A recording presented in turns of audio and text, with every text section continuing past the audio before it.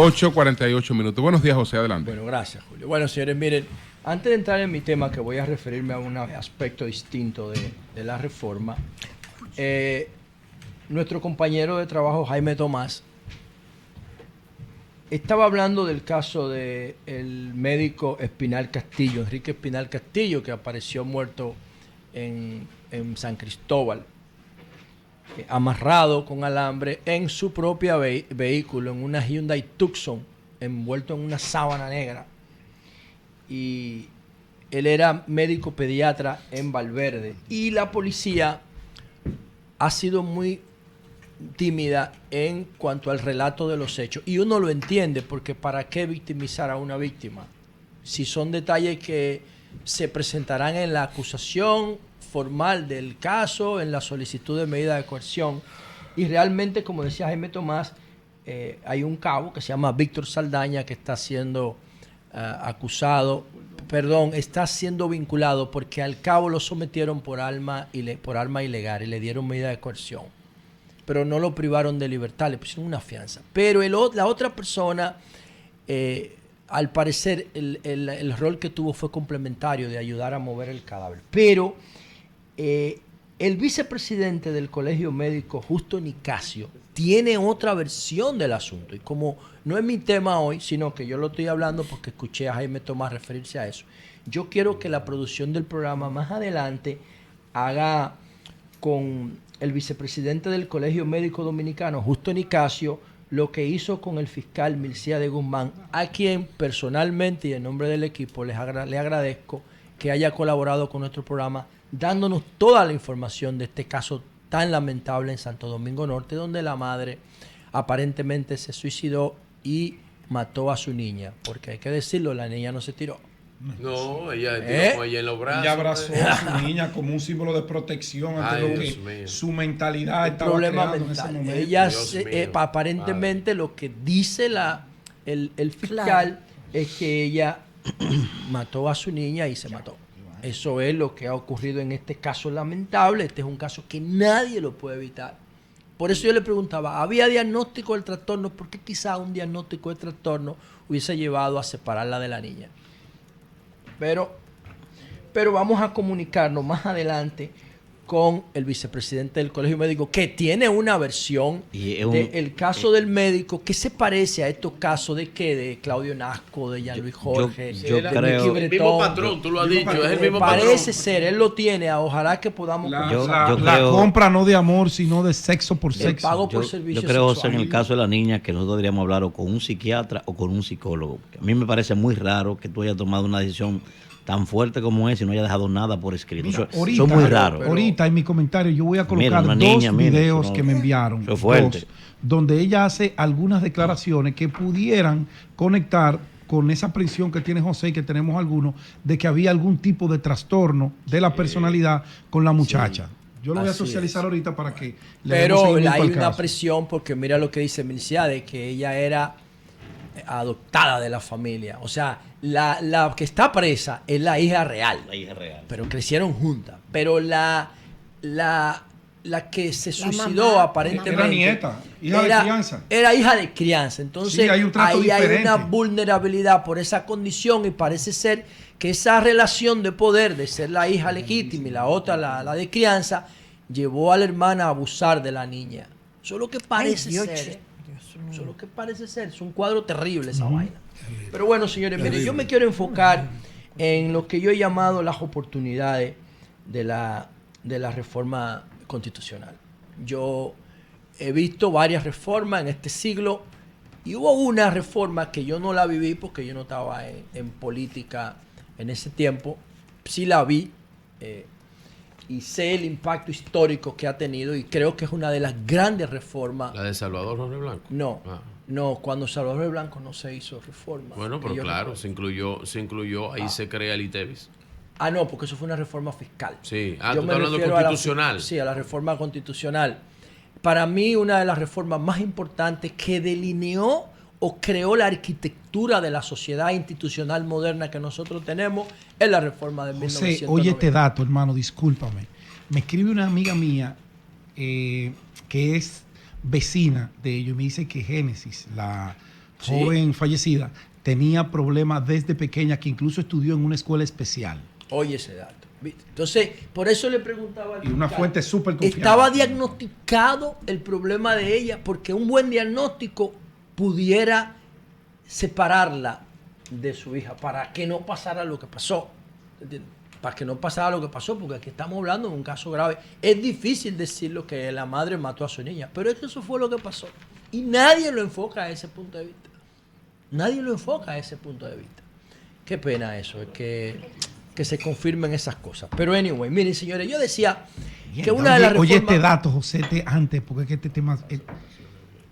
dice la fuente mía que la madre de Génesis tenía problemas, trastornos mentales, y la abandonó. Por eso la crianza con esos abuelos ante la ausencia de la madre. Ella estudió en la unidad de cuidado especial que tiene el Liceo Fidel Ferrer, ahí al lado de mi oficina, en el Sánchez La Fe. Ok, entonces la madre la deja en manos de los abuelos, donde está la muchacha, la tía, la que está presa. Y ahí está la vulnerabilidad de la niña. Uf.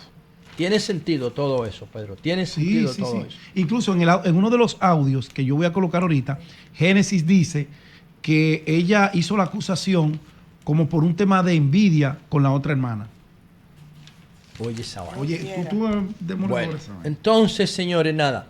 Estaba diciendo que para mí una de las reformas más importantes es la reforma de 1994. En esa reforma se estableció el Consejo Nacional de la Magistratura, que ahora se está debatiendo, porque a partir de ahí, en ese espacio se va a decidir la Procuraduría General de la República.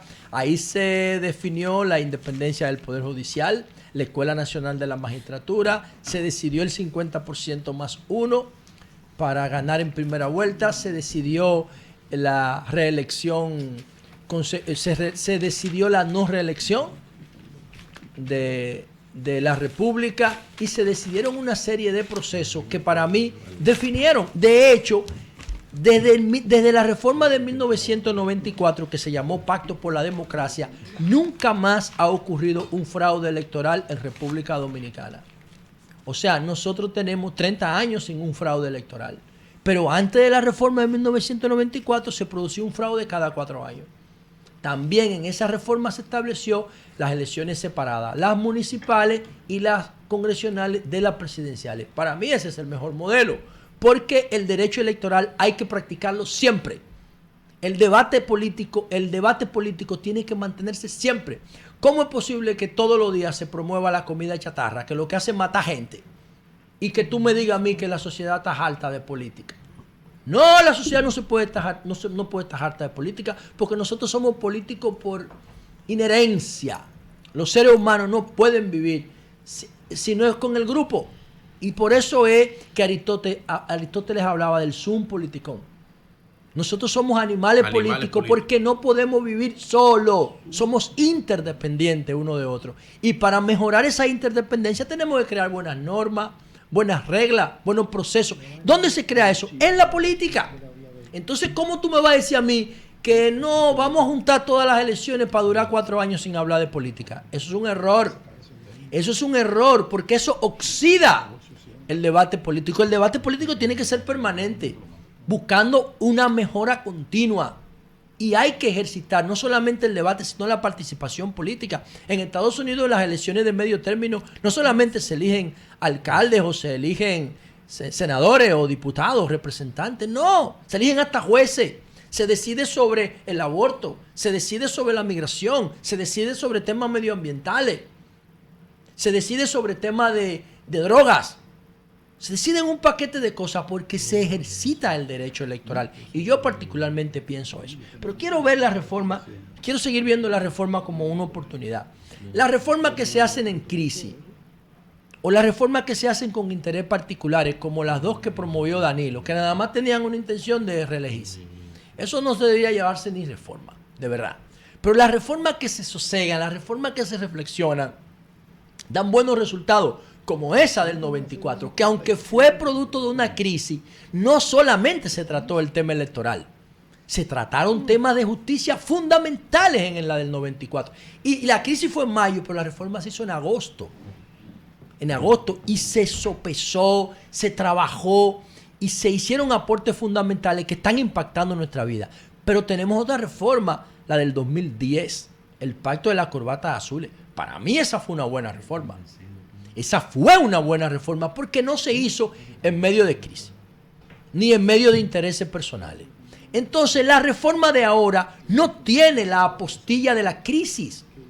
Es una reforma, una iniciativa del Poder Ejecutivo para profundizar algunos aspectos de la Constitución. Pero yo pienso que esto debe ir más allá, porque la mayoría que tiene el PRM no se va a perder hasta 4 años, no está en riesgo, no va a cambiar. Entonces, yo no entiendo la urgencia de acelerar la reforma y pasarla en un mes. Yo no entiendo eso, de verdad que no, porque una reforma constitucional sosegada, en un ambiente de tranquilidad, sin crisis, sin presión, es una gran oportunidad de mejorar el marco jurídico fundamental de la nación. Y quiero referirme en ese contexto a 3 cosas específicas. El presidente quiere 4 temas, ¿no?, que ya todos los conocemos, pero hay otras cosas que se pueden incluir ahí. Yo, por ejemplo, entiendo, y ayer le planteaba a Cristóbal Rodríguez, el experto en Constitución, que vino aquí ayer, yo le decía a Cristóbal, yo cuando era legislador encontré un vacío constitucional con relación al derecho de propiedad. La Constitución dominicana no define lo que es la propiedad, ni la pública ni la privada. Y si no lo define, la ley de extinción de dominio no se puede aplicar. No importa lo que digan. Eso es una ley adjetiva y está por debajo de la Constitución. Y si el artículo 51 no define lo que es la propiedad privada, la ley de extinción de dominio es letra muerta. Eso yo lo debato con cualquiera, cuando quieran, donde quiera.